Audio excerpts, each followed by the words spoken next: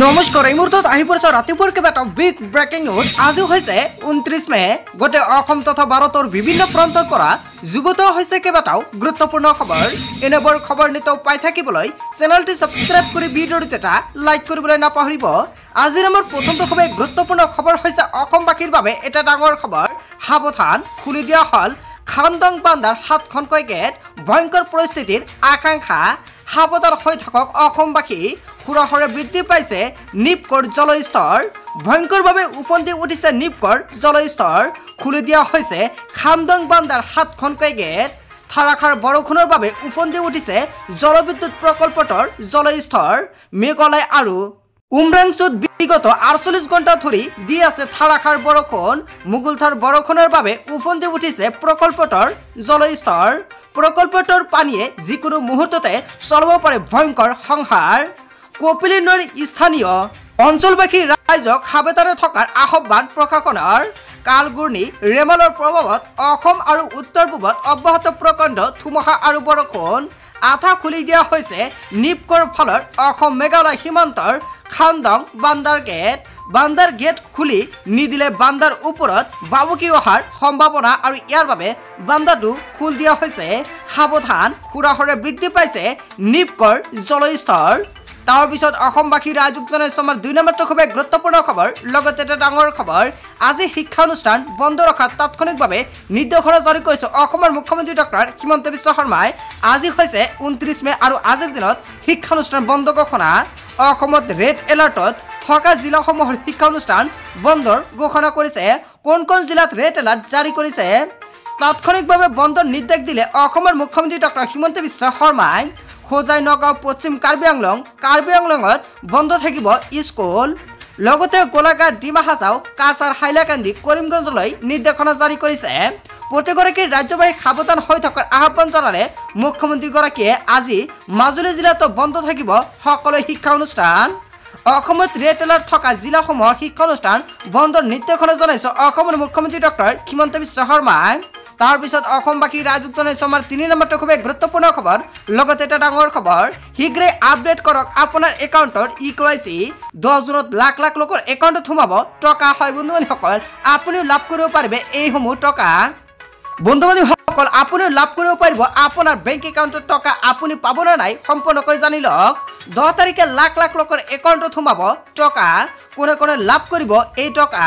অৰুণোদয় আঁচনিৰ লাখ লাখ হিতাধিকাৰী একাউণ্টত জমা হ'ব 1250 টকাকৈ। বৃদ্ধ পেঞ্চন আঁচনিৰ ধন সোমাব আপোনাৰ বেংক একাউণ্টত। বিধৱা পেঞ্চন আঁচনিৰো ধন সোমাব আপোনাৰ একাউণ্টত। প্ৰতি মাহৰ 10 তাৰিখে হিতাধিকাৰী একাউণ্টত ধন সোমোৱাটো নিশ্চিত কৰিছে চৰকাৰে আৰু তাৰ বাবে প্ৰতি মাহৰ 10 তাৰিখে আপোনাৰ একাউণ্টত সোমাব টকা। জুন মাহৰ 10 তাৰিখে আপোনাৰ বেংক একাউণ্টত পোনপটীয়াকৈ সোমাই যাব এইসমূহ টকা। তাৰ পিছত অসমবাসী ৰাইজক জনাইছো আমাৰ 4 নম্বৰটো খুবেই গুৰুত্বপূৰ্ণ খবৰ। লগতে এটা ডাঙৰ খবৰ, হাতত মাত্ৰ 4 দিন। 1 তাৰিখৰ পৰা লাভ কৰিব লাখ লাখ লোকে ৰেচন। 10 তাৰিখে কাৰ কাৰ একাউণ্ট সোমাব ধন সম্পূৰ্ণকৈ আপুনি জানিলে এতিয়া আপুনি লাভ কৰিব নতুনকৈ ৰেচন। হাতত মাত্ৰ 4 দিন বাকী। 1 তাৰিখৰ পৰা লাখ লাখ লোকে লাভ কৰিব ৰেচনৰ চাউল। ৰেচন নাপালে দিব পাৰিব আপুনি অভিযোগ। ৰেচনৰ দোকানীৰ বাবে সাৱধান বাণী।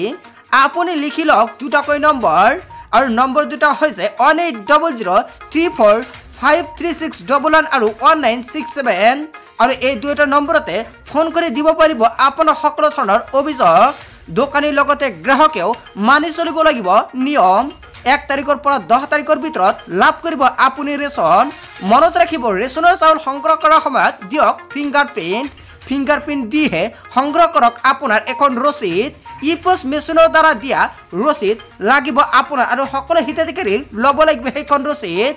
অন্তোদয় অন্ন যোজনাৰ অধীনত 35 কেজিকৈ চাউল লাভ কৰিব। কেৱল ইয়াই নহয়, অগ্ৰাধিকাৰ পৰিয়ালে 5 কিলোকৈ লাভ কৰিব ৰেচন। হিতাধিকাৰীয়ে ৰেচন সংগ্ৰহ কৰি ল'ব লাগিব ৰচিদ। 1 তাৰিখৰ পৰা 10 তাৰিখলৈকে দিনজোৰাকৈ খোলা ৰাখিব লাগিব ৰেচনৰ দোকান। ৰাজ্যৰ খাদ্য, ৰাজহুৱা বিতৰণ আৰু গ্ৰাহক পৰিক্ৰমা বিভাগে জাৰি কৰিলে বিশেষ বিজ্ঞাপন। ৰেচন নাপালে দিব পাৰিব আপুনি অভিযোগ। ৰেচন কাৰ্ডৰ হিতাধিকাৰীৰ বাবে চৰকাৰে মুকলি কৰিছে ফোন নম্বৰ। ৰেচনৰ দোকানীয়ে চাউল কমকৈ দিলে দিব পাৰিব অভিযোগ। আপোনাৰ এটা অভিযোগৰ পিছতেই জেললৈ যাব লাগিব ৰেচনৰ দোকানী।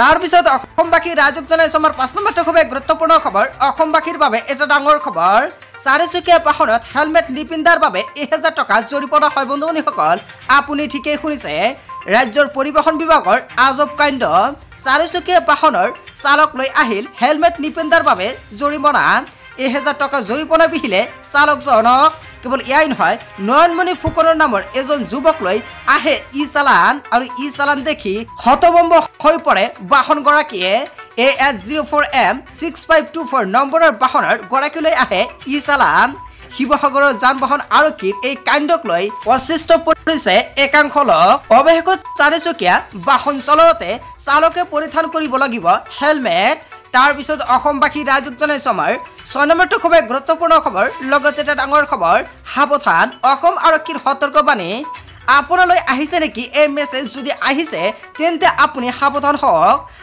হওক ৰাজ্যবাসী হোৱাটছএপত অচিনাকি নম্বৰত আহিছে নেকি মেছেজ আপোনালৈ আহিব পাৰে এটা বিশেষ নম্বৰৰ পৰা ফোন কৰা হ'ব পাৰে আৰু যদি আপোনাৰ এই বিশেষ নম্বৰৰ পৰা কোনো ধৰণৰ মেছেজ আহে বা ফোন কৰা হয় তেনে ক্ষেত্ৰত আপুনি সাৱধান হওক ভুলতে নকৰিব ফোন অসম আৰক্ষীয়ে জাৰি কৰিছে সতৰ্কবাণী সেকেন্ডৰ ভিতৰতে হিৰো হ'ব পাৰে আপোনাৰ সকলো সাধাৰণ জনতাক ঠগিবলৈ প্ৰবঞ্চকৰ নতুন কৌশল এনে ধৰণৰ মেছেজ আহিলে আপুনি সাৱধান হওক এনে নম্বৰত মেছেজ আহিলে লগে লগে ব্লক কৰক এই নম্বৰ এপিডিসিএলৰ গ্ৰাহকক লক্ষ্য কৰি প্ৰবঞ্চকৰ জাল এপিডিসিএলৰ গ্ৰাহকক লক্ষ্য কৰি প্ৰবঞ্চকে এনেকুৱা এটা জাল পাতিছে যিখনৰ জৰিয়তে আপোনাৰ সকলোখিনি বেংক একাউণ্টত টকা হেৰাব পাৰে আপুনি তাৰ বাবে যদি এনেকুৱা নম্বৰৰ পৰা আপোনাৰ মেছেজ আহে তেন্তে আপুনি কোনো ৰিপ্লাই নিদিব লগতে যদি কল আহে তেনে ক্ষেত্ৰত আপুনি ফোনটো ৰিচিভ নকৰিব ব্লক কৰি দিব তাৰপিছত অসমবাসী ৰাইজক জনাইছো আমাৰ 8 নম্বৰটো খুব গুৰুত্বপূৰ্ণ খবৰ লগতে এটা ডাঙৰ খবৰ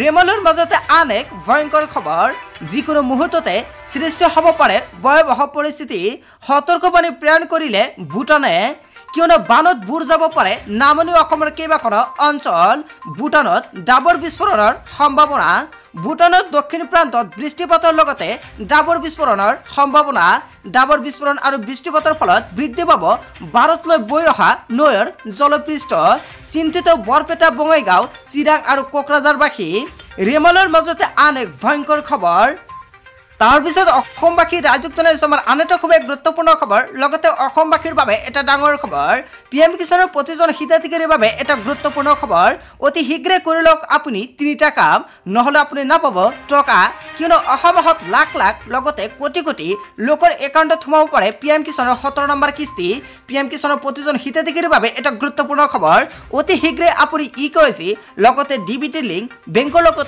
আধাৰ লিংক আৰু লেণ্ড সেটিং এই 3টা কাম কৰিব লাগিব যদি আপুনি অহা মাহৰ ভিতৰতে এই 3টা কাম নকৰে তেনে ক্ষেত্ৰত কিন্তু পিএম কিষাণৰ 17 নম্বৰ কিস্তিটো নাপাব যিসকল ব্যক্তিয়ে 16 নম্বৰ কিস্তিটো পোৱা নাই সেইসকল ব্যক্তিয়ে 3টা কিস্তি একেলগে লাভ কৰিব সো বন্ধু বান্ধৱীসকল আজিৰ মূল ভিডিঅ'খনত অসমৰ লগতে ভাৰতৰ বিভিন্ন প্ৰান্তৰ পৰা যুগত হৈছে এইকেইটা গুৰুত্বপূৰ্ণ খবৰ এনেবোৰ খবৰ নিতৌ পাই থাকিবলৈ চেনেলটো সাবস্ক্ৰাইব কৰি ভিডিঅ'টো এটা লাইক কৰিবলৈ নাপাহৰিব so thank you for watching full video'